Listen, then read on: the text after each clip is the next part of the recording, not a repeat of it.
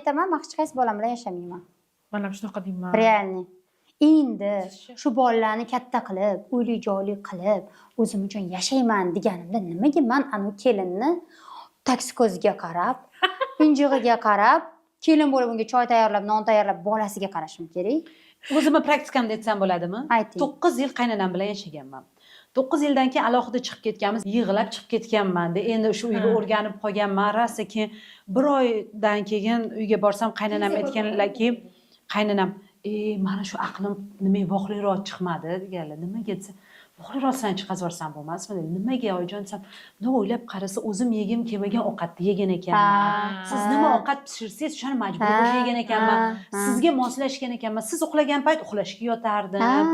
Xohlaganimni qilaman. Sizni qovat tumshug'ingizga qarardim. Shu o'g'limlar tinch bo'lsin hammasi. Endi o'zim uchun yashashni boshladim. Voqliroq sizni chiqazib yuborishim kerak deganlarida